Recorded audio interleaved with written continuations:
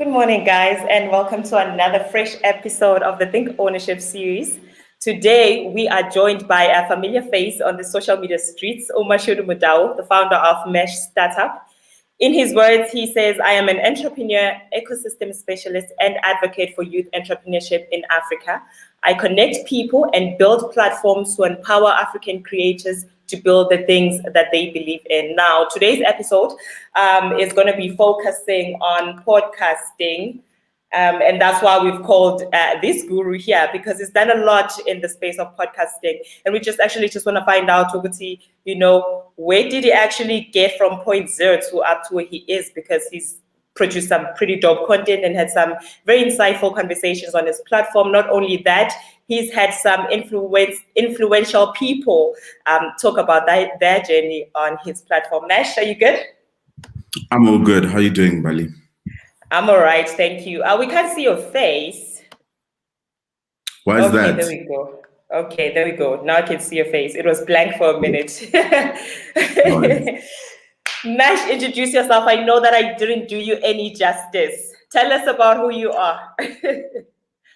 Well, I think you basically just covered the gist of it. Yeah. I think that's always been my focus, which is mainly just building platforms and connecting people. So building communities for entrepreneurs and small businesses that can connect with each other, to contribute to each other's growth. So I've learned a lot from the founder of the Hookup Dinner, Slebogo, who is a really big on community building and the power of community to actually drive business, whether it's purpose or business, growth, whatever it is. I connect people and build platforms to enable other people to build the things they believe in, right? So that's always what I've done, what I've focused on. So yeah. All right, now let's talk about, conversation. Conversation is a very important thing in our space, in the digital space, because everybody's talking. And in your platform, you've got, different conversations going on. You've got the Mesh Startup podcast, which speaks to entrepreneurs, emerging. And then you've got Two Upfront, which focuses on sports. And then you've got arts as culture. Just briefly break down, why these different platforms and what you focus on. Yeah. So when I started my podcast, I was super passionate about one thing, which is entrepreneurship, small business, and startups. But I realized we could actually make an impact across other interest groups, right? So it was a move that really came from, hey, I'm actually curious about other forms of content in different spaces. And I wanted to go from just speaking about entrepreneurship to empowering other people to be able to do the same about other things, right? So what we're trying to do is really change the narrative around young, African millennials or Gen Zs, and really focus on driving meaningful and valuable content, which is the most important thing. So my thing was just okay, if we can change things for entrepreneurs and help entrepreneurs really connect in a meaningful way and learn a lot more about the true reality of what happens in entrepreneurship. What if those exist in other interest groups? So we go into sports and it's okay, who's talking about the business of sports? Who's talking about the creativity that happens? Who's talking about the things that are happening in the arts and culture industry? What's happening in the entertainment industry? And it's just about finding those gaps that exist already in terms of media and what they supply to other people, and how we can actually make it, really add something different to the ecosystem and really empower people to tell their stories in new ways. So giving new voices that platform, but on top of that, really, really, really focusing on driving valuable content. I like that. It's so crazy because with podcasting, you can legit create your own market for whatever product that you're creating. Now, I would say that the South African media space has been bombarded with this very same faces. Would this help young creators branch out and actually build themselves?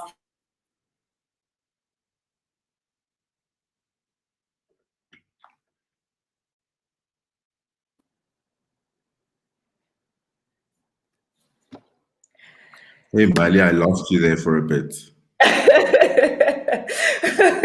Yeah, actually, your face is not moving. If you could just close your camera and switch back on again, we'll see if that will improve. Otherwise, it's okay because your voice is pretty much audible.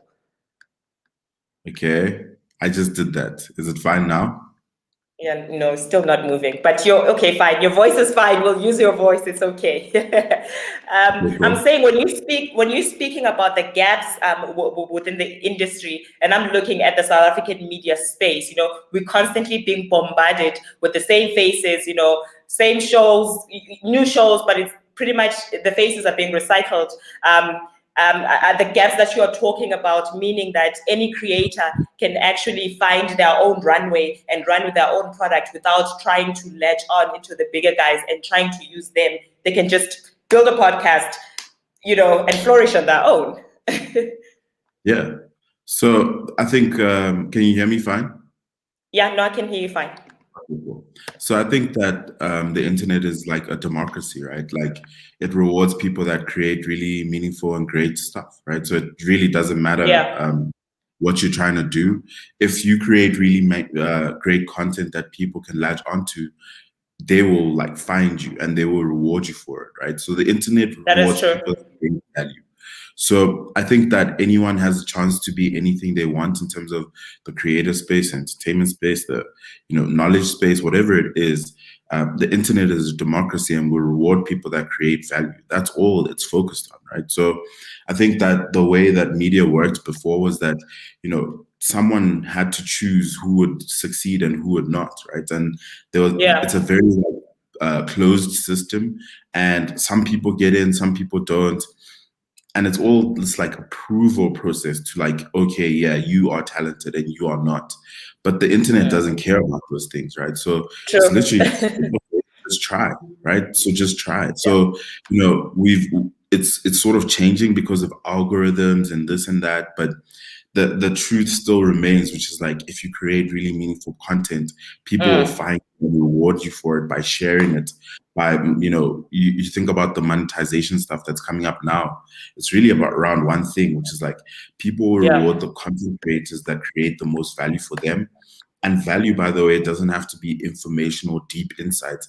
It could be entertainment. Like if I watch a TikTok and I genuinely just enjoy someone sharing the thing that they care about, or like they're doing something that like they're super talented in, I look at that, I'm like, okay, I want to share Yeah. this. I want other people to find this person so that that person can keep on being rewarded by views, by monetization, whatever it is.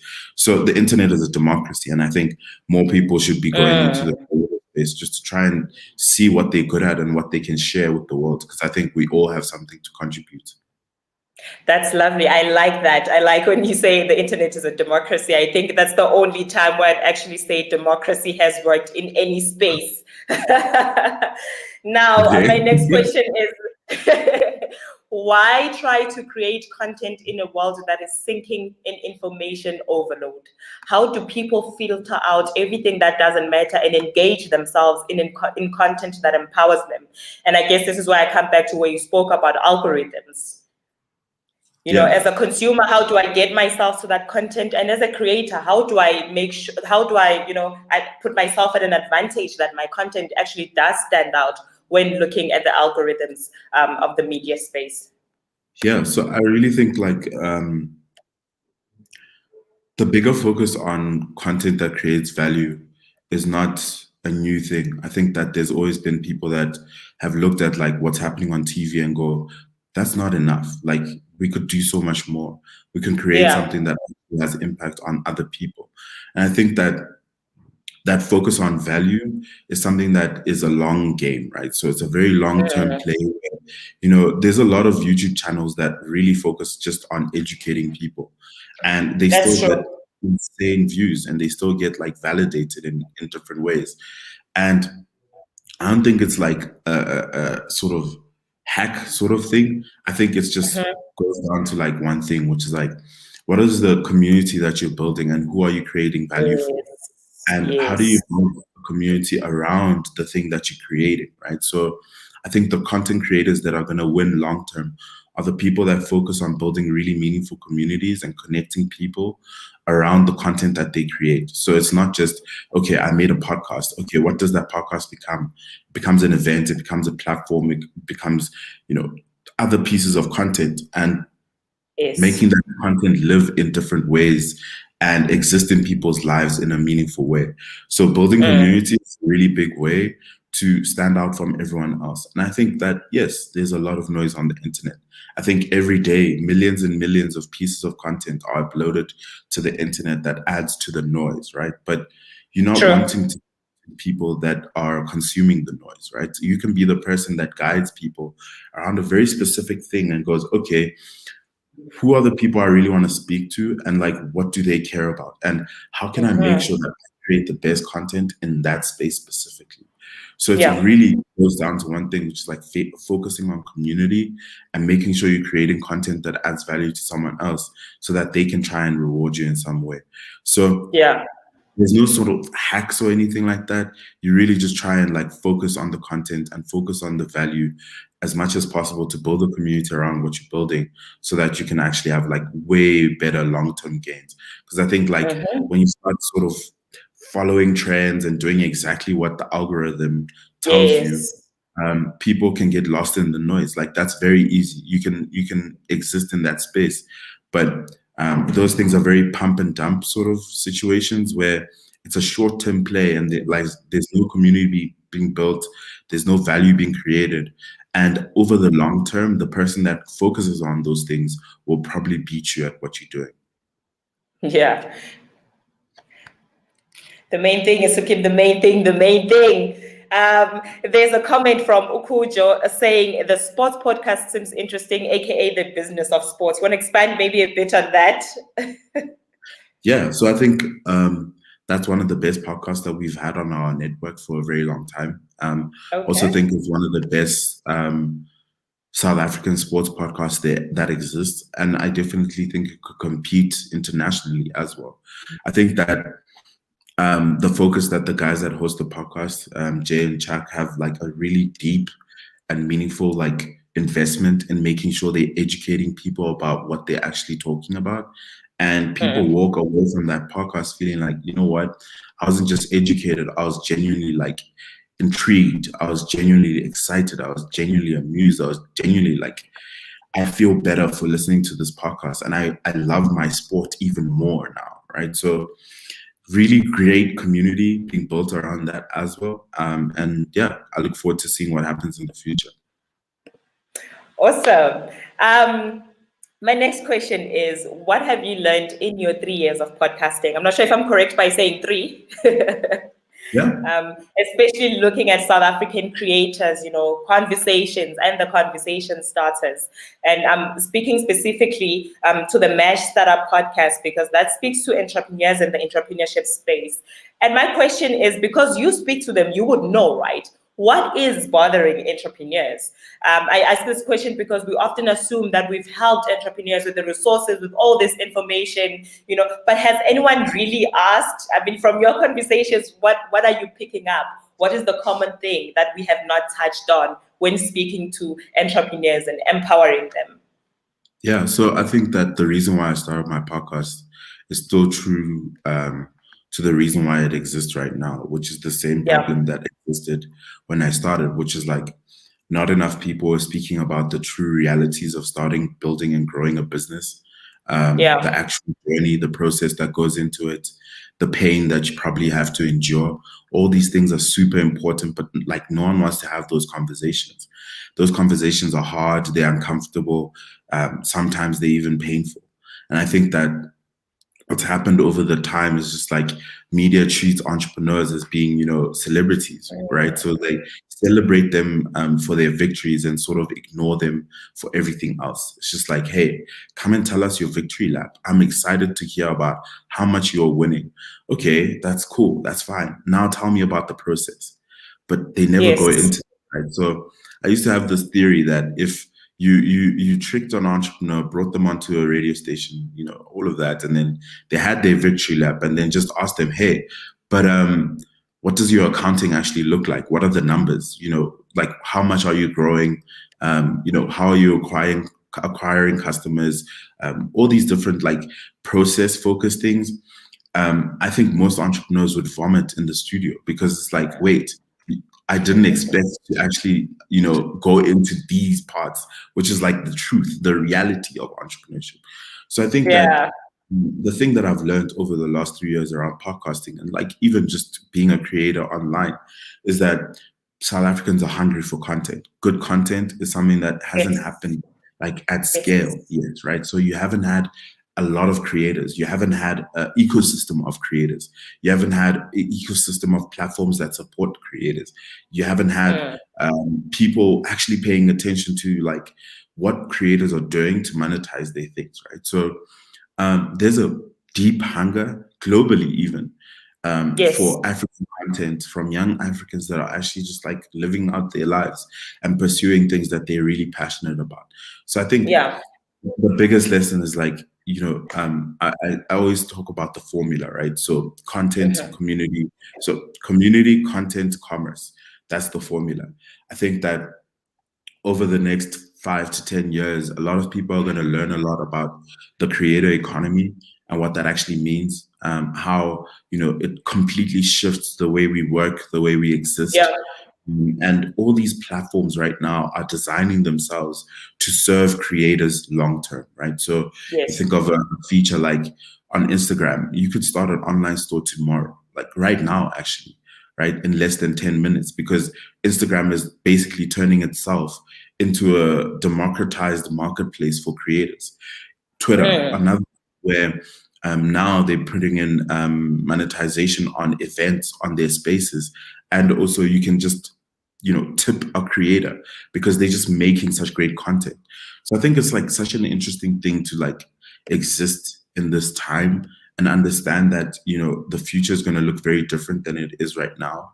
And the idea that, your daughter or your son can say to you, hey, I actually just want to be a creator. I don't want to go to school. I don't want to be a lawyer. I don't want to be an accountant. I want to create. That won't seem so crazy. It won't seem so impossible. It won't seem so non-traditional. I think that like the world is changing through content, through community, and through commerce, and combining these three things can lead to like really massive success for someone that creates. No. All right. Now moving on to audience. People want different things. As a creator, how important is it, in decide before you put your content out there? How important is it to decide who you want to talk to, how you want to talk to them, and how far you're willing to go? And also, if you're not an expert in the field, for example, can you still flourish in talking about the things that you care about, the things that matter?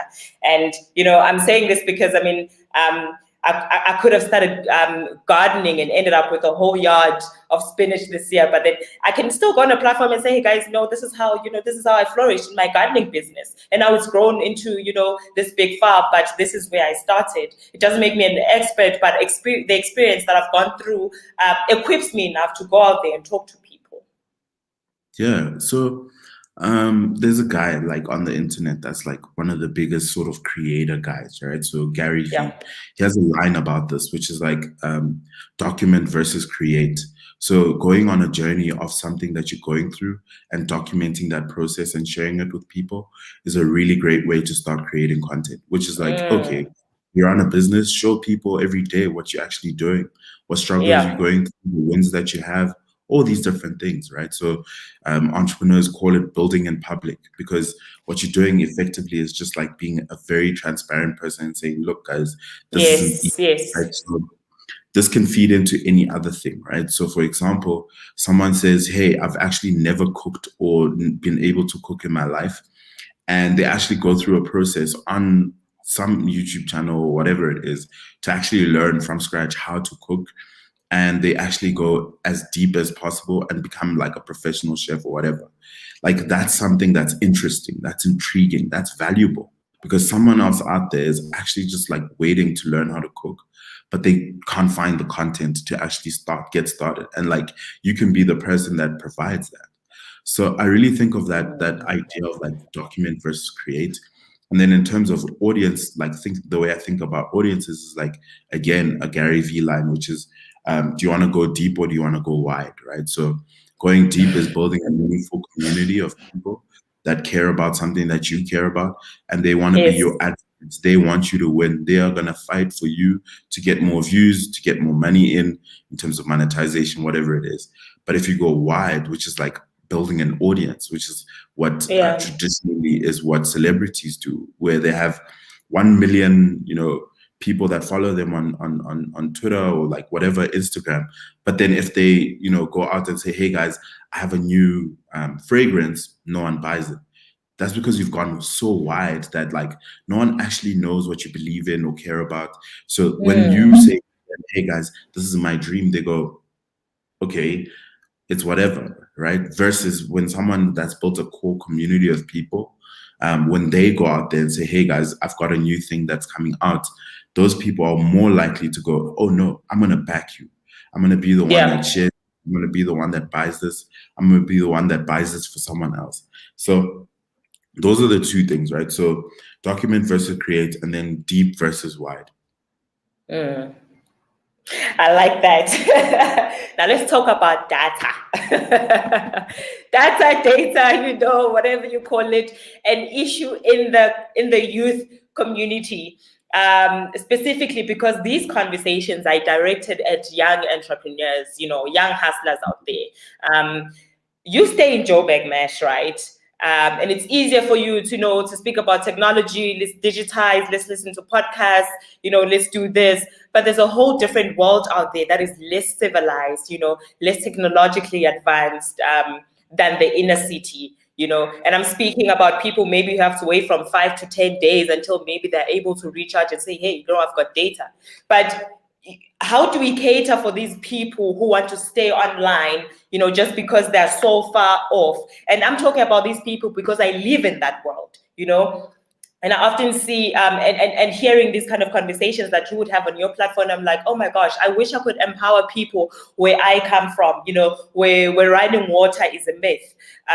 But it's important to get these conversations there. Have we started thinking about how we can include everybody? Like, for example, I attended a virtual movie screening last year. And, the producers of the movie actually sent us data to say, hey, here's 350 megabytes. They should last you for the duration of the screening. And I'm saying, those things are important. Yeah. So I think that the biggest barrier to content creators in South Africa, and like I'd say it's a reality for mostly the underdeveloped world, is connectivity, right? So like I think of it as how many people actually have access to the internet, how many people actually have access to devices that can use the internet, how many, like if you start with, the general population of South Africa, 60 million people, how many people have access to like really good internet that can stream this event, for example? It can go down to like 30 million. How many people actually have like devices, whether it's a phone, a laptop, a computer, all of that? Goes down to about, let's say, 20 million or whatever it is. But how many people are actually taking the time to actually go into whatever devices they have to actually find these pieces of content, these creators, these communities? It goes down to like much less. So someone that has like enough information about this told me that South Africa's content creators are fighting for about 15 million people. That's the total audience of South Africa's really deeply engaged community. And it's like, oh, wow, if only 15 million people are really deeply going into content, deeply going into the platforms, understanding creators and all of that, then you need to go, oh, that's a problem. Then you need to start like adjusting the way you think about things and going, okay, I'm not creating for just South Africa, but like the world. I'm creating to compete across, whatever country the person finds me in. Because again, the internet is a democracy. So like you can literally just, I think Japan was in one of my top 3 countries for like a good 6 months at a certain time. I have no idea who's in Japan that like cares about African entrepreneurs, but they do, right? So sorry, that was just for context in terms of like the problem. But like I think I'm with you. Yeah, so like connectivity is the biggest challenge, and like I don't think the government is doing enough to like really change that. I think that the network providers have a big role to play here. I think that everyone should be invested in getting as many people as possible connected to the internet, because apparently there's a stat that actually correlates how much GDP growth, so about 1% GDP growth, can be achieved just by connecting way more people onto the internet. It's like, oh, that makes the internet just like an economy on its own. It makes it like a Right. business. It makes it like so much more than just, oh no, let's put up, whatever status on this, on that. So I think that everyone should be invested on this. And like the unfortunate reality is like the creators are not going to solve this problem. But what we can do is start to be very, very conscious about how we also disseminate the content that goes onto the internet and like is not accessible for most people. How do you get it to them? So for example, I've always thought that it would be so smart for a community radio station that operates in whatever rural area to rebroadcast certain podcasts, because the podcasts have much better content than they do. And just like, hey, how many sort of partnerships exist from digital creators to traditional media, where you sort of cross-pollinating that the audiences and the content to make sure that like everyone can benefit from it. So I think that there's a lot of work that still needs to go into this. I haven't met a media organization that's been willing to test something like this, but I really think that we headed for a really great place when the content creators start to really, really speak to the people that run the show in terms of media, or even in terms of network, to try and build solutions for something like this. Excuse me. Yes. All right, I love that. There's a comment from Uneo Kagiso saying, very informative, the small business evangelist dropping some business verses. Thank you for this. Or is that what they call you on the streets? Yeah, small business evangelist. That's the title I gave myself before I had a job. Before you had a job. Yeah. Thank you so much, So Nell. I really appreciate that.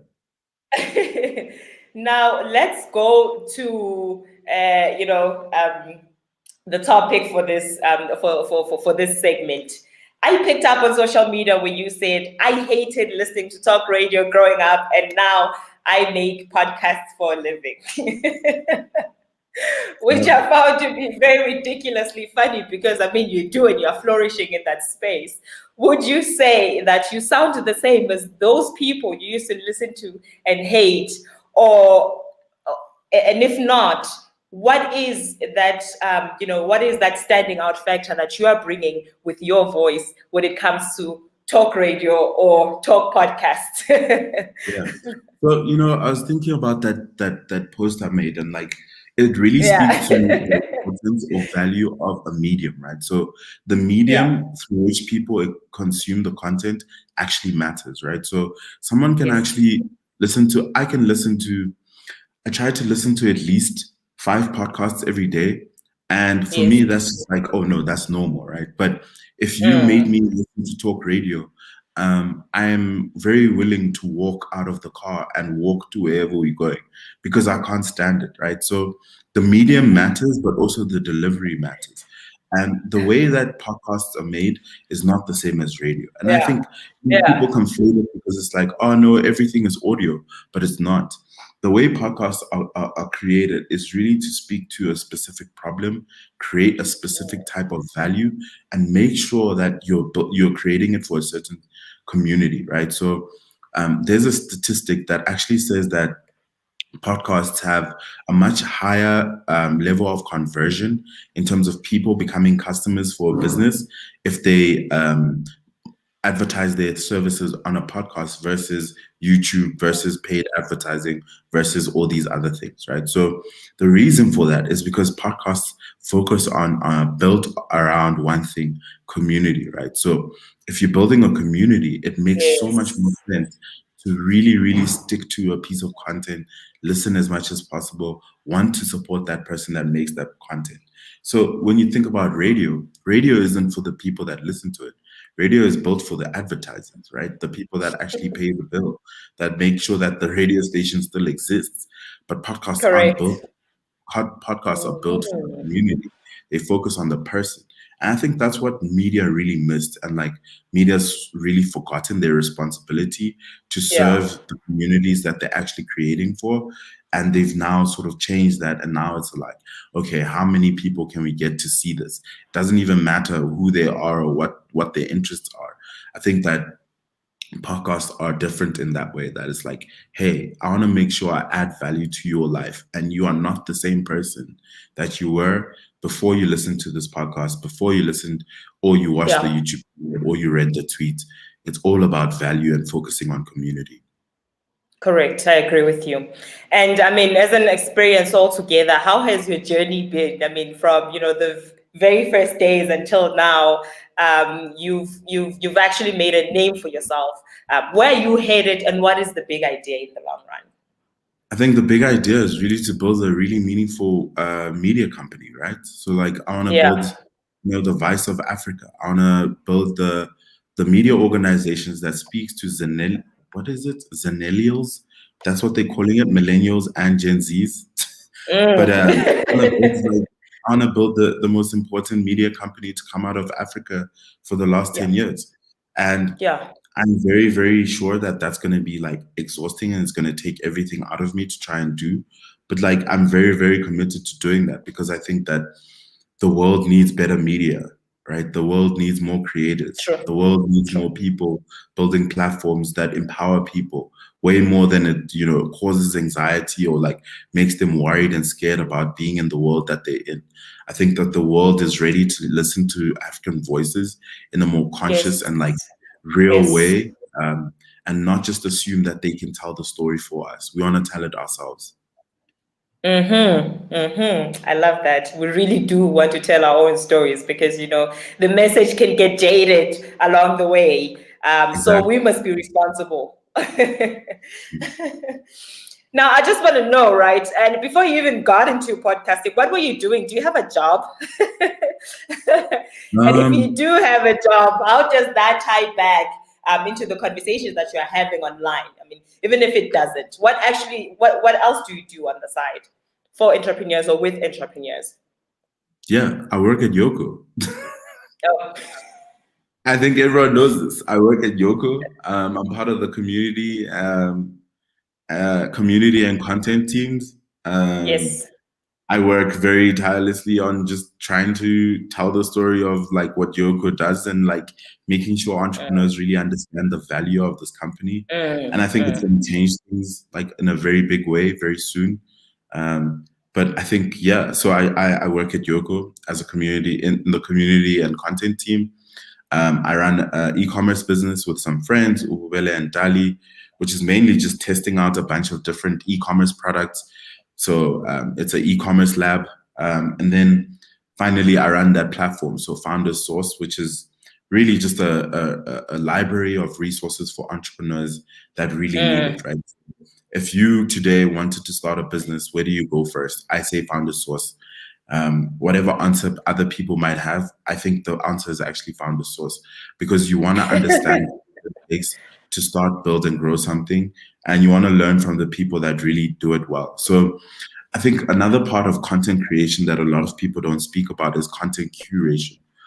So you being the person that actually helps people understand what they should be paying attention to is a big thing. So if you scroll just like a little bit up, so it literally like starts with just like tools for finding an idea. How many people have told you about tools for finding an idea, testing an idea, building an MVP, growing your startup, funding your startup? All these things are like the most critical things that every startup needs to care about. And it's also like a really good community, right? So we're building up this really slowly, very consciously, building up this community. And like in future, we hope to like turn it into something really, really powerful that can drive results in the industry for entrepreneurs and small businesses as well.